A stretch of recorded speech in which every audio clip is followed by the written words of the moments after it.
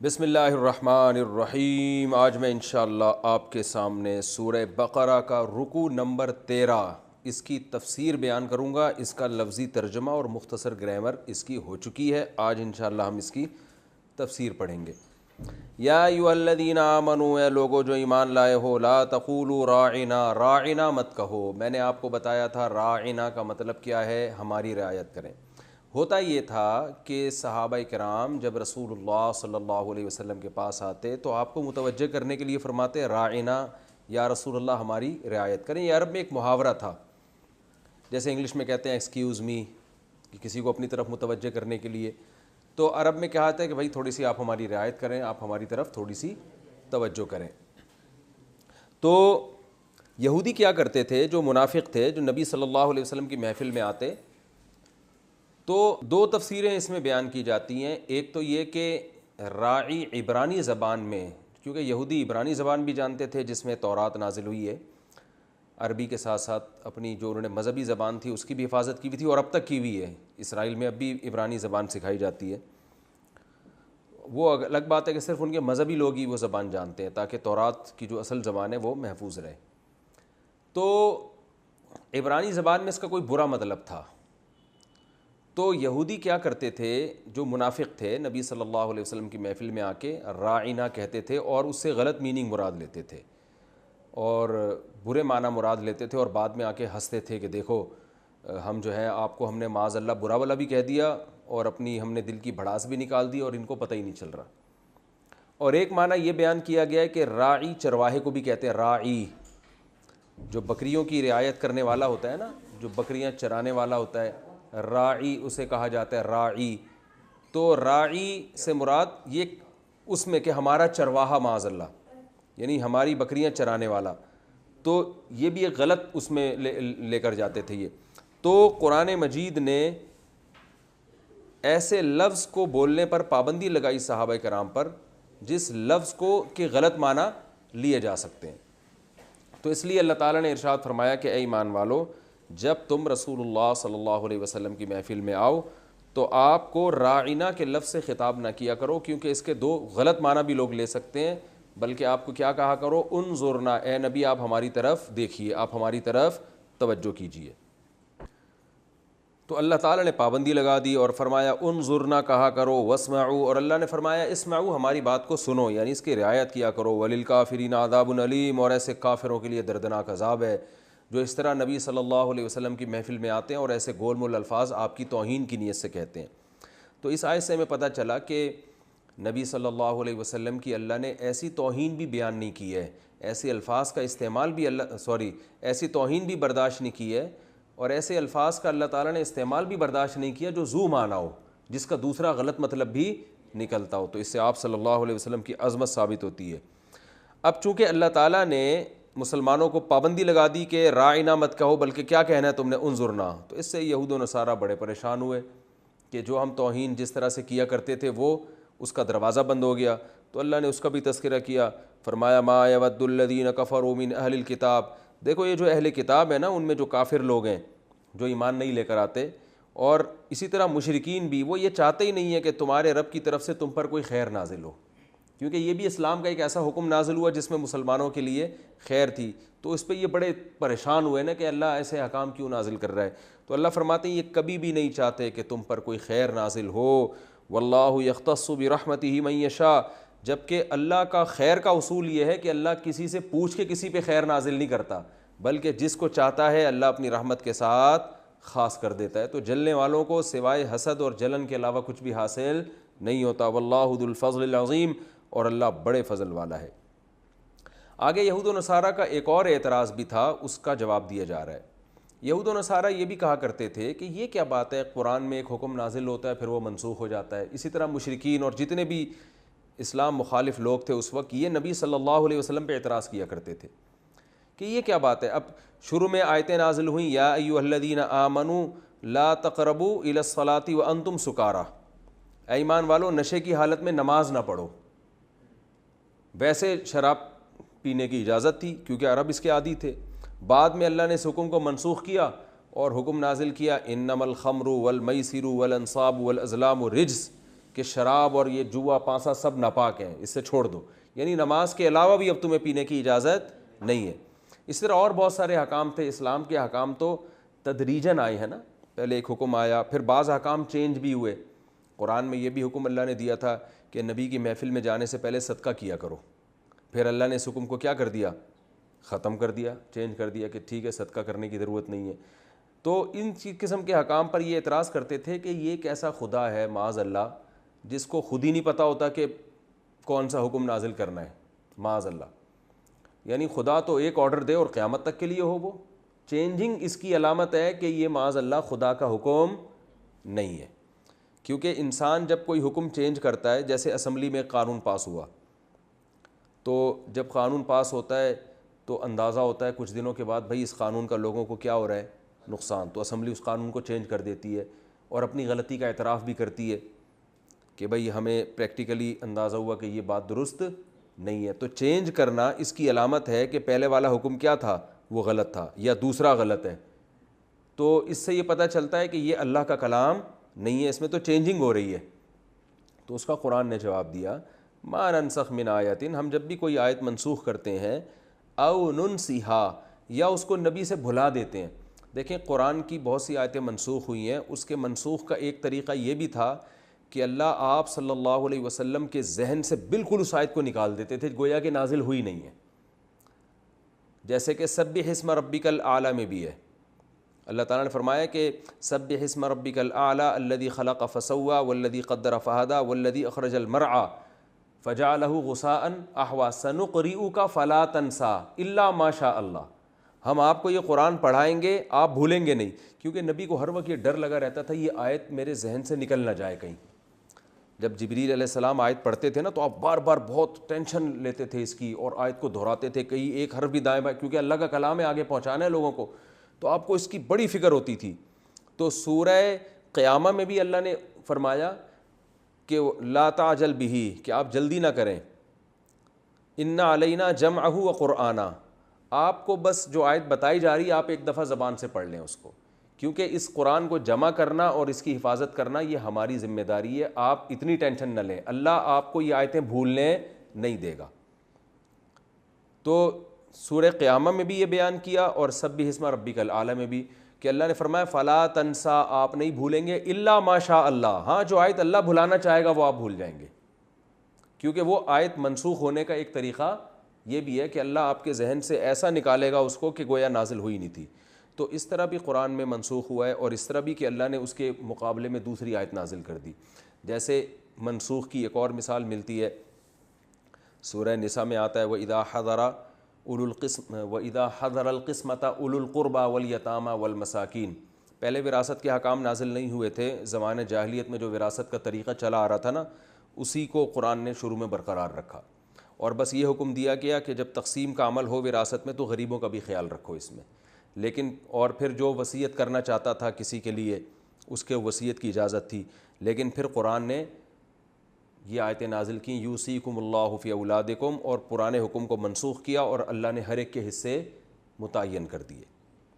تو وہ اب پھر نبی نے فرمایا لا وصیۃ لوارث، اب وارثوں کے لیے وصیت کی اجازت نہیں ہے، بلکہ اللہ نے بیٹے کا، بیٹی کا، بیوی کا، ابا کا، ماموں کا تو حصہ نہیں ہوتا، دادا کا، دادی کا، نانی کا، یہ سارے حصے اللہ نے بیان کر دیے۔ تو میں چونکہ ان بچوں کا ماموں ہوں نا، اس لیے مجھے ایک دم اپنا بھی خیال آیا، یہ بچے میرے بیٹھے ہوئے نا، بھانجے ہیں یہ، تو اللہ نے کیا فرمایا، وہ سارے حکام زمانہ جاہلیت کے منسوخ کر دیے گئے۔ طلاق کے حکام منسوخ کیے گئے۔ اسلام میں شروع میں یہ تھا کہ جتنی مرضی طلاقیں دو وہ ایک ہی کاؤنٹ ہوتی تھیں، تو حضرت عبداللہ بن عباس رضی اللہ تعالیٰ عنہ فرماتے ہیں کہ اسلام نے اس حکم کو منسوخ کیا، اور کیا کیا کہ 3 طلاقیں کسی نے دیں تو 3 ہو، اس کے بعد مرد کو رجوع کا حق حاصل نہیں ہوگا، کیونکہ اس سے لوگ بیویوں پہ ظلم کرتے تھے، اس کو نہ چھوڑتے تھے نہ رکھتے تھے، وہ لٹکا دیتے تھے۔ تو الطلاق مرتان والی آیتیں نازل ہوئیں، تو بہت سارے حکام منسوخ ہوئے۔ تو منسوخ ہونے کے 2 طریقے ہوتے تھے جو اس میں اللہ نے بیان کیا، ایک تو اللہ خود بتا دیں یہ حکم کیا ہے، منسوخ ہے، یعنی بعد کی آیتیں پہلی والی آیتوں کو کیا کر دیں گی، منسوخ۔ دوسرا وہ نبی کے ذہن سے ہمیشہ کے لیے وہ آیتیں نکال دی جائیں گی۔ تو اللہ فرماتے ہیں کہ یہ جب ہم یہ کام کرتے ہیں ناتی بخیر منہا، تو ہم اس سے بھی اچھی آیت لے کر آتے ہیں یا اسی جیسی آیت لاتے ہیں۔ اچھی کا مطلب عمل کے لحاظ سے آسان یا ثواب کے لحاظ سے اس میں ثواب زیادہ ہوتا ہے، یا اسی جیسی آیتیں ہوتی ہیں. کیا مطلب؟ جتنا مشکل وہ عمل تھا یا جتنا آسان وہ عمل تھا اس پر بھی آسان ہے، یا جتنا اس میں ثواب تھا اس میں بھی ثواب ہے. تو اب یہ آگے اللہ نے فرمایا الم تعلم ان اللہ علی کل شیء قدیر، کیا تم جانتے نہیں ہو کہ اللہ ہر چیز پر قدرت رکھتا ہے. تو اللہ کو اس پر بھی قدرت ہے کہ وہ اپنا حکم چینج کر دے. دیکھیں اصل بات یہ ہے کہ یہود و نصارہ جو اعتراض کرتے تھے، مشرکین جو اعتراض کرتے تھے کہ اللہ حکم کو چینج کیوں کرتا ہے، یہ چینج کرنا اس کی علامت ہے کہ معاذ اللہ سے غلطی ہوئی ہے پہلا حکم بیان کرنے میں. تو اصل اس کا جواب یہ ہے کہ چینجنگ ہمیشہ اس لیے نہیں ہوتی کہ غلطی ہوئی ہے، بلکہ بعض دفعہ حکم کو ماحول اور معاشرے کے حساب سے رعایت سے چینج کیا جاتا ہے. بھائی اسمبلی اگر قانون کو تبدیل کرتی ہے وہ تو اس لیے کہ اس کو اندازہ ہوتا ہے پہلا قانون کیا تھا، غلط تھا، لیکن ہمیشہ قانون اس لیے تبدیل نہیں ہوتا. بعض دفعہ پہلا بھی صحیح ہوتا ہے اور بعد والا بھی کیا ہوتا ہے، صحیح ہوتا ہے. پہلا پہلے زمانے کے حساب سے ٹھیک ہوتا ہے، بعد والا بعد والے زمانے کے حساب. مثال کے طور پر اسلام آیا اور آتے ہی شراب مکمل حرام ہو جاتی تو صحابہ کے لیے آزمائش بہت بڑھ جاتی. ابھی ان کو توحید سمجھ میں نہیں آ رہی، بہت سے لوگوں کو ابھی ان کو نبی کا نبی ہونا سمجھ میں نہیں آ رہا. پہلے تو ان کو توحید سمجھائی جائے گی، رسالت سمجھائی جائے گی، آخرت سمجھائی جائے گی، پھر بتایا جائے گا نماز بھی ہے، زکوٰۃ بھی ہے. نماز زکوٰۃ پہ آئیں گے، پھر بتایا جائے گا شراب کیا ہے، حرام ہے. تو اگر اس زمانے میں سارے حکام ایک ہی دن میں نازل ہو جاتے تو کون اسلام پہ چلتا؟ پھر جو اسلام میں داخلہ بند ہو جاتا. تو اللہ کی رحمت نے اس بات کا تقاضا کیا کہ بھائی ان کو زمانے کے حساب سے آہستہ آہستہ احکام دیے جائیں، ان کو بتایا جائے. جیسے نماز میں بھی تبدیلی ہوئی ہے. شروع میں نماز میں اجازت تھی بات چیت کرنے کی، حدیث میں آتا ہے کہ صحابہ بات چیت بھی کیا کرتے تھے نماز کے دوران، نماز بھی چل رہی ہے اور بات چیت بھی. تو پھر اللہ نے اس حکم کو منسوخ کر دیا اور قرآن میں آیتیں نازل ہوئیں قوموا للہ قانتین، اللہ کے سامنے خشوع و خضوع سے کھڑے ہو جاؤ. کیا مطلب؟ تمہیں اب بات چیت کی اجازت نہیں ہے. صحیح حدیث ہے کہ ایک دیہاتی صحابی آئے، ان کو نہیں پتہ تھا کہ جو ہے وہ اللہ نے بات چیت کی اجازت ختم کر دی ہے. وہ آئے اور انہوں نے صحابہ کرام کو سلام کیا، کسی نے جواب ہی نہیں دیا. تو وہ غصے سے دیکھنے لگے اور اپنی طرف نمازیوں کو متوجہ کرنے لگے، تو صحابہ اشارہ کرنے لگے ان کو. تو اب اس پہ کوئی اعتراض کرے کہ پہلے اجازت تھی بعد میں حکم منسوخ کر دیا، تو بھائی وہ پہلے والا بھی حکم ٹھیک تھا، بعد والا حکم بھی کیا تھا، ٹھیک. وہ پہلے کے حساب سے تھا، یہ اب کے حساب سے. تو چینجنگ ہر دفعہ اس کی علامت نہیں ہوتی کہ پہلا حکم غلط تھا دوسرا صحیح ہے، یا پہلا صحیح تھا دوسرا غلط ہے، بلکہ پہلا اس زمانے کے لحاظ سے بالکل صحیح اور دوسرا اس زمانے کے لحاظ سے بالکل ٹھیک ہے. تو اللہ نے جو اصل جواب تھا وہ دیا نہیں ہے ان آیتوں میں، اس لیے کہ بعض دفعہ جواب جب بہت واضح ہوتا ہے نا تو وہ جواب دے کر اپنی دلیل گویا کمزور کرنے کے مترادف ہوتی ہے.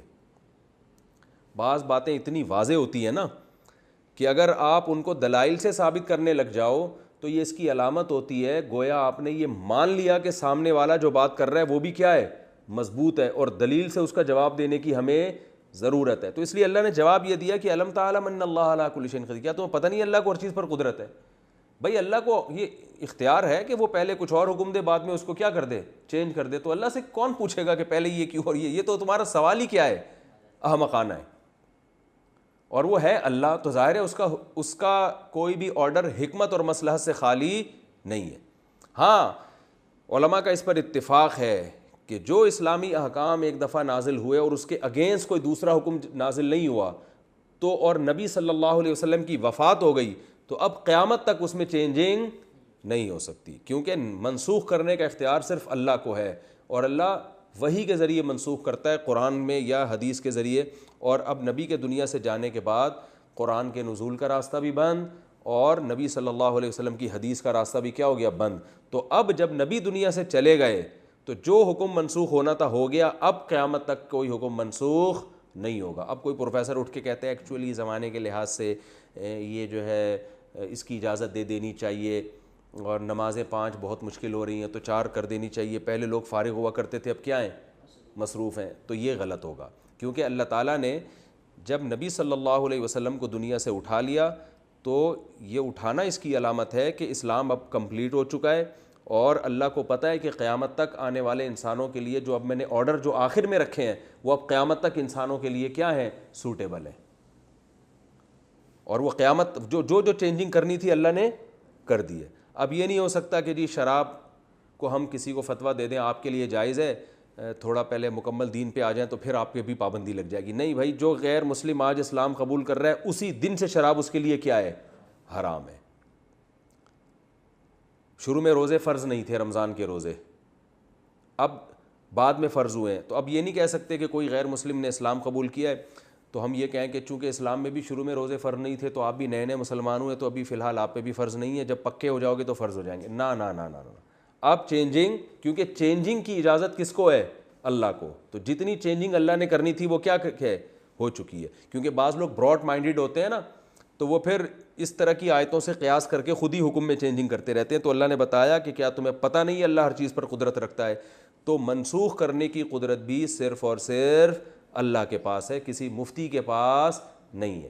البتہ کچھ احکام ایسے ہیں جو اسلام نے رکھے ہی زمانے کے حساب سے ہیں, وہ مقصود نہیں ہوتے, تو وہ زمانے کے حساب سے کیا ہو سکتے ہیں؟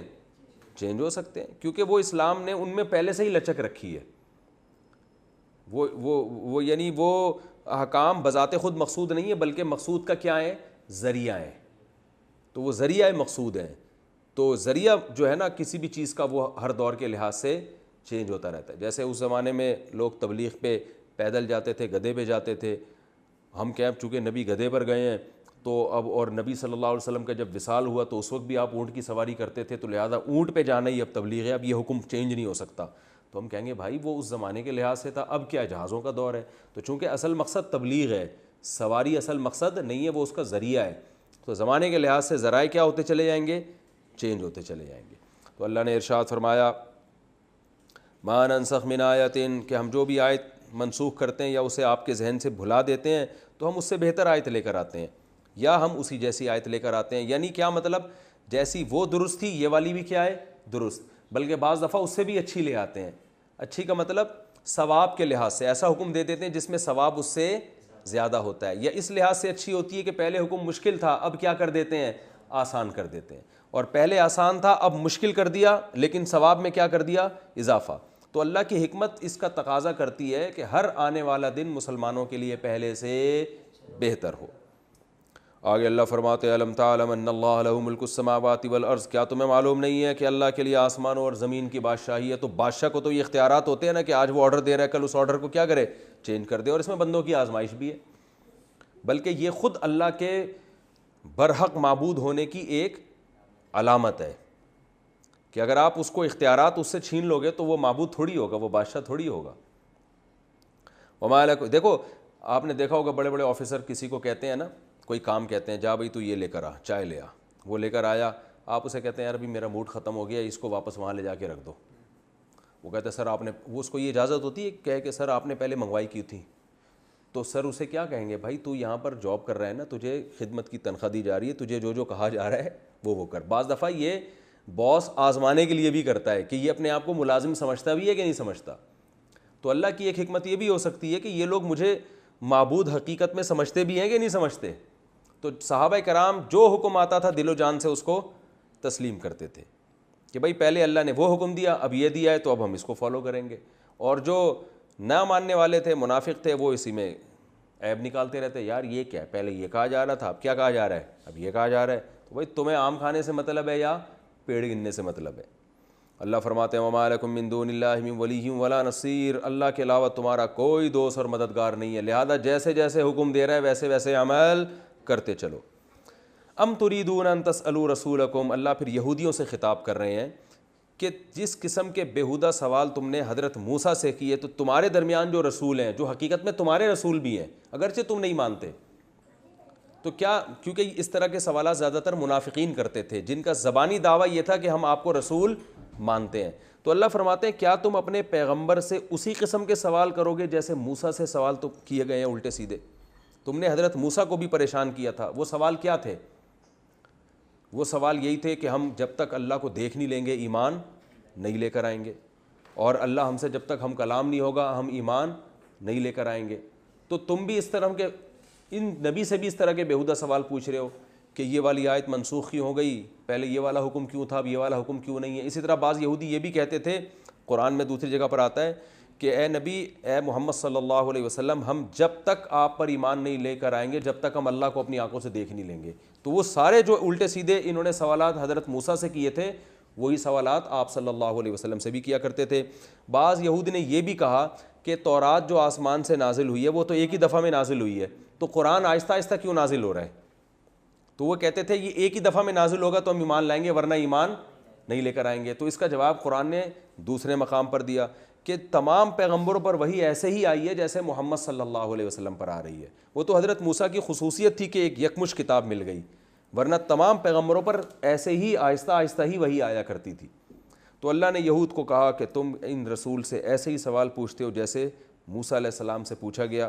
وَمَن يَتَبَدَّلِ الْكُفْرَ بِالْإِيمَانِ, تو یاد رکھو جو بھی ایمان کے بدلے میں کفر کو اختیار کرے گا, کیونکہ یہ بیہودہ سوالات اس کی علامت ہے کہ تم ایمان چاہتے نہیں ہو, تو یاد رکھو فقد ضل سواء السبیل, وہ سیدھے راستے سے دور ہو جائے گا, یعنی تم اس میں اپنا ہی نقصان کر رہے ہو. آگے اللہ اہل اسلام کو بھی تسلی دیتے ہیں, کیونکہ اہل یہود کے اس قسم کے بیہودہ اعتراضات کی وجہ سے مسلمان بھی کنفیوز ہو جاتے تھے. جو کمزور ایمان والے نئے نئے مسلمان تھے وہ متاثر بھی ہوتے تھے, اور جو پکے ایمان والے وہ غمزدہ ہوتے تھے کہ یہ کس, یعنی ظاہر ہے انسان کی فطرت ہے. تو اللہ نے ارشاد فرمایا کہ دیکھو یہ جو اہل کتاب جو کچھ تمہارے خلاف کر رہے ہیں نا, اس کے پیچھے مضبوط دلیل نہیں ہے بلکہ جیلسی اور حسد ہے, کیونکہ تمہارا مذہب اتنا پیارا, اتنا خالص اور اوریجنل مذہب ہے, ان کے مذہب میں تحریف ہو چکی ہے. تو اب ان کو تمہارے اس خوبصورت مذہب اور خوبصورت تعلیمات سے کیا ہو رہا ہے, حسد. حقیقت بات ہے کہ جو اسلام اگر کسی کی حقیقی زندگی میں نظر آئے نا تو وہ اتنا پیارا ہے کہ اس سے غیر مسلم یا تو متاثر ہوگا یا اس حسد کا شکار ہو جائے گا, دونوں میں سے ایک کام ہوگا. تو اللہ فرماتے ہیں وَدَّ کثیر من اہل الکتاب, یہ جو اہل کتاب اس قسم کے بیہودہ اعتراضات کرتے ہیں نا, آیتیں منسوخ کیوں ہو رہی ہیں, اللہ نظر کیوں نہیں آ رہا, تورات تو ایک دفعہ نازل ہو گئی تھی, قرآن آہستہ آہستہ نازل کیوں ہو رہا ہے. تو اللہ فرماتے ہیں اس کا اصل مقصد یہ ہے کہ اہل کتاب میں بہت سے یہ چاہتے ہیں لَوْ يَرُدُّونَكُم مِّن بَعْدِ ایمانکم کفارا, تم ایمان لانے کے بعد دوبارہ کیا بن جاؤ, کافر بن جاؤ. اور یہ سب کچھ اس لیے کر رہے ہیں حسدا من عند انفسہم, ان کے دل میں کیا ہے, حسد, کہ یار اتنا پیارا مذہب یہ فالو کر رہے ہیں, ہمارے مذہب کی تو پول پٹیاں کھل گئی ہیں.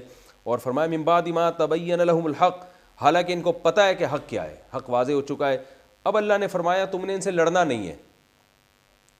ایسا نہ ہو کہ کوئی یہودی آ کے اعتراض کر رہا ہو, تم نے گریبان پکڑا, 2-3 مکے لگا دیے, ٹھیک ہے نا, یا برا بھلا کہنا شروع کر دیا, اس کا نتیجہ کیا نکلے گا, ایک طویل جنگ چھڑ جائے گی. جو تمہارا مشن ہے اس میں تم پیچھے ہو جاؤ گے. تو تم نے چشم پوشی سے کام لینا ہے, درگزر کرنا ہے. حتی یاتی اللہ بامری, یہاں تک کہ اللہ حکم دے دے. وہ اللہ کا حکم کیا ہے کہ اللہ نے پھر ایک خاص وقت کے بعد صحابہ کو خود لڑنے کی اجازت دی. بنو قریظہ اور بنو نذیر جو یہودیوں کے مشہور قبیلے تھے, ان کے خلاف جنگ ہوئی ہے.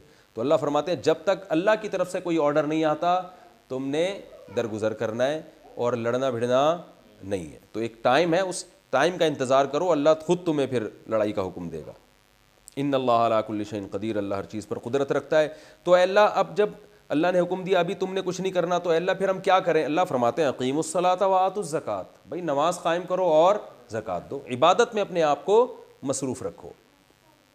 وما تقدموا لانفسکم, اور یہ ٹائم تمہارا ضائع نہیں ہو رہا کہ تم کہو گے یہ تو اسلام کے خلاف اتنی سازشیں کر رہے ہیں, ہم تو کچھ بھی نہیں کر رہے ان کے خلاف. تو اللہ فرماتے ہیں نا, وما تقدموا لانفسکم من خیر, جو بھی تم نیک کام کرو گے آخرت کے لیے, آخرت میں اس کو اپنے اللہ کے پاس پاؤ گے. تو تمہارے پاس آخرت کمانے کے بہت سارے اور بھی کام ہیں, صدقہ ہے, خیرات ہے, تبلیغ ہے اسلام کی, جو بھی خیر کا کام, من خیرین کا معنی کوئی بھی اچھا کام کرو گے آخرت میں اجر ملے گا. تو اپنی ایکٹیویٹیز کو محدود کرو ان اچھے کاموں کی طرف. یہود و نصارہ سے الجھنے کی تمہیں ضرورت نہیں ہے. ان اللہ بما تعملون بصیر, اللہ تمہارے عمل کو دیکھ رہا ہے, تو تم اچھے کاموں میں لگے رہو. آگے اللہ نے فرمایا وقالوا لن يدخل الجنۃ الا من كان هودا او نصارى, اور اللہ تو ظاہر ہے بتاتا رہے گا نا. یعنی آپ یہ کہہ سکتے ہیں نا, مسلمانوں کو اللہ نے منع کر دیا کہ تم نہ کرو, تو اللہ خود تھوڑی منع ہوگا, خود اللہ ان کی پول پٹیاں کھولتا رہے گا. اللہ فرماتے ہیں یہ لوگ اپنے اس خوش فہمی میں مبتلا ہیں کہ یہود کا یہ دعویٰ ہے کہ جنت میں یہودی کے علاوہ کوئی بھی نہیں جائے گا۔ عیسائی کا یہ دعویٰ ہے کہ جنت میں عیسائیوں کے علاوہ کوئی نہیں جائے گا اور ہرگز نہیں جائے گا، یعنی مسلمان تو جائیں گے ہی نہیں۔ اللہ فرماتے ہیں یہ ان کی تمنائیں ہیں، ان سے کہہ دو ہاتو برہانکم ان کنتم صادقین، کوئی تمہارے پاس مضبوط دلیل ہو تو لے کر آؤ، اور وہ ایسی مضبوط دلیل تمہارے پاس نہیں ہے۔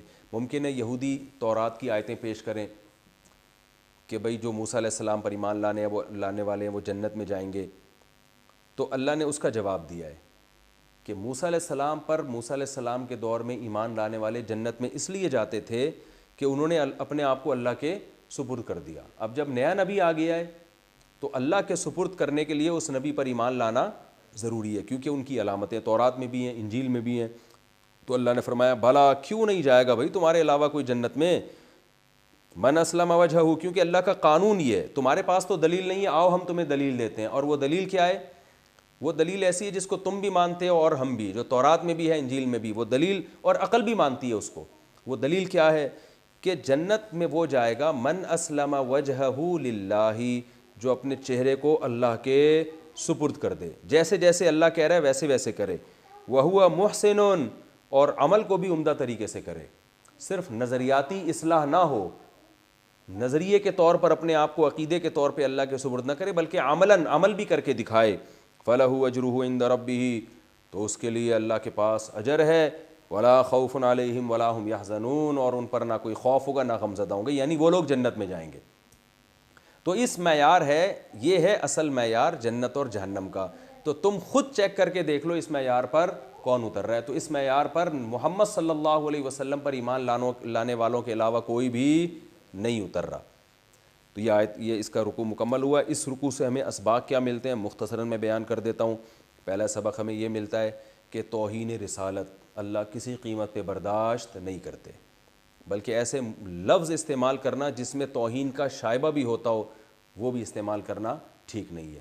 لیکن یاد رکھو اگر غلطی سے کسی کے منہ سے ایسا لفظ نکلا ہے، اس کو پکڑ کے بیٹھ کر پروپیگنڈا کرنا، یا وہ توہین کا بیچارے کا ارادہ ہی نہیں ہے تو وضو معنی استعمال اس نے غلطی سے استعمال کر لیے، تو اس کو یہ تو تنبیہ کی جائے گی کہ بھئی ایسا لفظ استعمال نہ کریں، لیکن فوراً اس کو توہین قرار دے دینا یہ قرآن کی آیت کا ہرگز مطلب نہیں ہے، جو آج ہمارے ہاں سوشل میڈیا پہ ہو رہا ہے، یہ مطلب نہیں ہے۔ دوسرا، اسی آیت سے علماء نے استدلال کیا ہے کہ جیسے نبی کی توہین یا ایسا لفظ جس سے نبی کی توہین کا شائبہ نکل رہا ہو حرام ہے، اسی آیت سے پتہ چلتا ہے کہ علماء کی توہین بھی کیا ہے؟ حرام ہے، کیونکہ نبی کی توہین اس لیے حرام ہے کہ وہ اللہ کا راستہ دکھاتے ہیں، اللہ کے نائب ہیں اور اللہ کے سفیر ہیں، اور علماء کیا ہیں؟ وہ پیغمبروں کے سفیر ہیں۔ حدیث میں آتا ہے، صحیح حدیث میں، العلماء ورثۃ الانبیاء، علماء انبیاء کے وارث ہیں، انبیاء کے جانشین ہیں۔ تو اس لیے اسی آیت سے علماء نے استدلال کیا ہے کہ جیسے پیغمبر صلی اللہ علیہ وسلم کی توہین حرام ہے، ایسے ہی اہل حق علماء کی توہین بھی حرام ہے۔ البتہ وہ الگ بات ہے کہ پیغمبر کی توہین بڑے درجے کا گناہ، علماء کی توہین بڑے درجے کا ہے لیکن اتنا نہیں جتنا پیغمبر کی توہین۔ تو ایک تو یہ پتہ چلا۔ دوسری، اللہ نے اہل کتاب اور مشرکین کا بتایا کہ یہ لوگ نہیں چاہتے کہ تمہارے اوپر کوئی خیر نازل ہو۔ تو یہ آج بھی بہت سے اہل کتاب اور مشرکین پر یہ آیت فٹ ہوتی ہے کہ آج بھی دیکھو نا، ہمارے سارے وسائل پر قبضہ کس نے کیا ہوا ہے؟ انہوں نے، ہمیں وہ ترقی نہیں کرنے دیتے۔ تو آج بھی یہ آیت ان پر صادق آتی ہے، یہ چاہتے ہیں کہ یہ مسلمان کیا رہیں؟ پسماندہ اور غریب ہی رہیں۔ تو یہ نہیں چاہتے کہ مسلمان خیر میں آئیں۔ اور اللہ نے یہ بھی بتایا ما ننسخ من آیۃ او ننسھا، کہ دیکھو جب اس آیت سے پتہ چلتا ہے، تیسرا نقطہ، کہ جب اللہ اپنے حکم کو مصلحت کے لحاظ سے چینج کرتا ہے تو اس سے پتہ چلتا ہے کہ انسان کی طبیعت میں بھی فلیکسیبلٹی ہونی چاہیے، لچک ہونی چاہیے۔ لائف اسٹائل ایسا نہیں ہونا چاہیے کہ جو بات ایک دفعہ کہہ دی بس وہ پتھر پہ کیا بن گئی؟ لکیر۔ تو جب اللہ زمانے کے حساب سے حکم چینج کرتا ہے تو آپ اپنے گھر کے اصول کیوں چینج نہیں کر سکتے؟ آپ اپنے آفس کے اصول کیوں چینج نہیں کر سکتے؟ آپ اپنے تبلیغ کے اصول کیوں چینج نہیں کر سکتے؟ ہمارے ہاں جو کسی نے بول دیا بس وہ پتھر پہ کیا بن گیا؟ لکیر۔ اب الیکٹرانک میڈیا کا دور ہے، بعض لوگ کہتے نہیں الیکٹرانک میڈیا کے ذریعے تبلیغ نہیں ہو سکتی کیونکہ نبی صلی اللہ علیہ وسلم نے نہیں کیا، ہمارے فلاں بزرگ نے نہیں کی ہے۔ تو بھائی زمانے کے لحاظ سے ہمیں اپنے آپ کو کیا کرنا چاہیے؟ چینج کرنا چاہیے۔ تو میں اس موقع پر ایک واقعہ سناتا ہوں، اس سے یہ علمی نقطہ سمجھ میں آئے گا. ہمارے ایک دوست تھے جن کے بارے میں پتہ چلا 20 سال یا 15 سال سے کبھی مدرسے میں 1 منٹ بھی لیٹ نہیں ہوئے وہ، اور کبھی ناغہ نہیں کیا. کسی نے کہا ان کی استقامت کو میں داد دیتا ہوں کہ 1 سیکنڈ بھی کبھی زندگی میں انہوں نے تاخیر نہیں کی مدرسے میں، اور کبھی زندگی میں انہوں نے 15 سال میں یا 20 سال میں کبھی ناغہ نہیں کیا. میں نے ان سے کہا، میں نے کہا یہ کامیاب آدمی نہیں ہے. انہوں نے کہا بھائی کیوں؟ میں نے کہا دیکھو، انسان کو نا زمانے کے حساب سے اپنے آپ کو چینج اور حالات کے حساب سے چینج کرنا پڑتا ہے. یہ میرڈ آدمی ہیں، ان کے بچے بھی ہیں، بیوی بھی ہے. کیا 15 سال میں کبھی کوئی ایمرجنسی نہیں ہوئی ہوگی؟ اللہ نہ کرے کوئی بچہ چھت سے گر گیا تو بیوی نے کہا ہوگا بھائی اب آپ اس کو ہاسپٹل لے کے جائیں، فوراً مدرسے کی چھٹی کریں. چھت سے نہیں گرا، کوئی اور مسئلہ ہو گیا، کوئی گھر والوں کی طبیعت خراب ہے، یا کوئی والدہ کی میت ہو گئی اللہ نہ کرے، یا کوئی ابا کا یہ مسئلہ ہو گیا، 10 چیزیں ہوتی ہیں. تو عقل مند آدمی کیا کرتا ہے؟ بولتا ہے بھائی 2 اہم کاموں میں سے جو زیادہ اہم ہے اس کو کیا کرتا ہے ایسے موقع پہ؟ ترجیح کہتے ہیں کہ کوئی بات نہیں یار، ریکارڈ تھوڑی قائم کرنا ہے ہم نے کہ ہم کبھی چھٹی نہیں کرتے، آج چھٹی کر لیتے ہیں، آج یہ کام اس سے زیادہ اہم ہے. یا تو ہو رہا ہے کہ محاذ پہ کوئی جنگ ہو رہی ہے، کسی فوجی کو چھٹی کرنے کی اجازت نہیں، اس لیے کہ ایمرجنسی لگی ہوئی ہے، انڈیا حملہ نہ کر دے یا کوئی دوسرا ملک حملہ نہ کر دے. وہاں تو یہ بات سمجھ میں آتی ہے کہ بھائی وہاں تو چلو امی کا اللہ نہ کرے کوئی انتقال بھی ہو جائے، آدمی کہتا ہے بھائی وہ ملک کے دفاع کرنا وہ فی الحال زیادہ اہم ہے، ٹھیک ہے نا، کیونکہ اگر میں نے بارڈر پہ نہیں گیا تو بہت سی امیوں کا انتقال ہو جائے گا پھر، ٹھیک ہے نا، تو جنازے میں شرکت نہ کرے تو وہ تو ٹھیک ہے. لیکن ایسی کوئی ایمرجنسی نہیں ہے تو پھر تو انسان کو جو طبیعت میں اگر لچک نہیں ہوگی تو وہ انسان کامیاب نہیں ہوگا. وہ ریکارڈ تو قائم کر لے گا، گینز بک آف ورلڈ میں اپنے نام تو لکھوا لے گا، لیکن وہ ایک فیلڈ میں کامیاب ہوگا، گھریلو لائف میں کیا ہو جائے گا؟ وہ ناکام، یا اور کسی دوسری جگہ وہ گڑبڑ کر رہا ہوگا.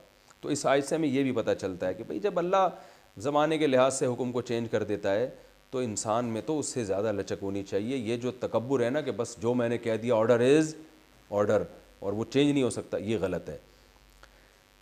یہ بھی ہمیں پتہ چلتا ہے کہ بیہودہ سوالات پوچھنا یہ بھی اللہ کو پسند نہیں ہے. جیسے یہودیوں نے الٹا سوال کیا، اللہ آیتیں منسوخ کیوں کر دیتا ہے، یا ہمیں اللہ نظر کیوں نہیں آ رہا. تو آج لوگ علماء سے بھی الٹے سوالات پوچھتے ہیں.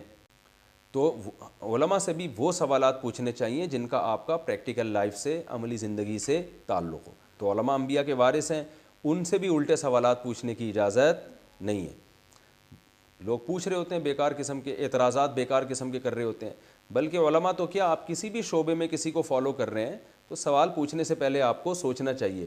ڈاکٹر سے بھی اگر آپ علاج کر رہے ہیں نا تو اس سے بھی کوئی بات پوچھتے ہیں تو پہلے سوچیں کہ یہ پوچھنے کی ہے یا نہیں ہے. لوگ کسی ڈاکٹر کے پاس جا کے بیٹھتے ہیں نا، وہ نسخہ لکھ رہا ہوتا ہے تو وہ الٹی چیزیں پوچھنا شروع کر دیتے ہیں. ڈاکٹر کو غصہ آ جاتا ہے کہ بھائی تو کیا پوچھ رہا ہے. اب مثال کے طور پر آپ کا گلا خراب ہے، آپ ڈاکٹر سے پوچھ رہے ہیں ڈاکٹر صاحب میں املی کھا سکتا ہوں؟ تو ڈاکٹر کیا بولے گا؟ بھائی تو ساری دنیا کو پتہ ہے گلا جب خراب ہو تو املی نہیں کھا سکتے، اور آپ کو بھی پتہ ہے، تو یہ کوئی پوچھنے کی بات تھوڑی ہے. تو یہ کچھ مخصوص قسم کے لوگ ہوتے ہیں جن کا کام ہوتا ہے اپنا بھی ٹائم ویسٹ کرنا اور دوسرے کا بھی. تو یہ صرف علماء سے نہیں ان کا تعلق ہوتا ہے، ہر شعبے میں ہوتے ہیں. تو اللہ نے فرمایا کہ تم ایسے ہی سوال نہ مت پوچھو جیسے تم نے موسیٰ علیہ السلام سے سوالات پوچھ کے ان کو پریشان کیا تھا. اور اس رکوع میں ہمیں ایک نقطہ یہ بھی پتہ چلتا ہے کہ غیر مسلموں میں بہت سے یہ چاہتے ہیں کہ مسلمان کافر ہو جائیں، لیکن ان کا مقصد خیر خواہی نہیں ہے، بلکہ ان کا مقصد یہ ہے کہ جیسے ہم تباہ ہوئے نا، ہمارا نظام تباہ ہو گیا، ان کا نظام بھی کیا ہو جائے، اسی طرح برباد ہو جائے. یہ جو آج کل فیملی پلاننگ میں نسل روکنے کی باتیں ہو رہی ہیں نا، ایک پوری دنیا میں مہم چل رہی ہے، اس کا مقصد یہ نہیں ہے کہ آپ کے بچے کم ہوں گے تو آپ کے وسائل زیادہ ہوں گے تو آپ کھلا کھائیں گے اور مزے اڑائیں گے. نا نا نا نا، ان کو پتہ ہے کہ ان کی افرادی قوت بڑھ گئی تو یہ طاقتور ہو جائیں گے، کمانے والے زیادہ اور کھانے والے کم. تو حسد ہے، حسد کی وجہ سے یہ چاہتے ہیں کہ ہمارا فیملی سسٹم ایسے ہی تباہ ہو جائے جیسا ان کا تباہ ہوا. تو اللہ نے اس میں بھی ہمیں تنبیہ کی ہے کہ یہ لوگ چاہتے ہیں کہ تم بھی انہی جیسے بن جاؤ. اور اس میں نماز اور زکوٰۃ کا بھی ہے. اور اللہ نے اس میں یہ بھی اصول بیان کر دیا کہ جنت کسی قوم کے ساتھ خاص نہیں ہے. آج بھی بعض لوگ کہتے ہیں ہم فلاں بزرگ کے خاندان میں پیدا ہوئے تو ہم تو جنت میں ہی جائیں گے، اور ہم تو فلاں پیر بابے کے ہاتھ میں بیعت ہو گئے. تو اللہ نے اصول بیان کر دیا کہ بھئی جنت میں جائے گا، کامیاب ہوگا جو اپنے آپ کو کس کے سپرد کر دے، اللہ کے. تو عمل کے لحاظ سے ہر ایک کو ہمیں پرکھنا چاہیے، کسی کے روحانی ٹوپی ڈراموں سے ہمیں متاثر نہیں ہونا. پریکٹیکل لائف کو دیکھنا ہے کہ عملی زندگی میں یہ کیسا ہے. اپنے آپ کو سب سے پہلے اس پہ پرکھنا ہے. تو یہ رکوع کمپلیٹ ہوا. اللہ تعالیٰ سے دعا ہے کہ اللہ تعالیٰ سمجھنے کی، عمل کرنے کی توفیق عطا فرمائے. وما علینا الا البلاغ.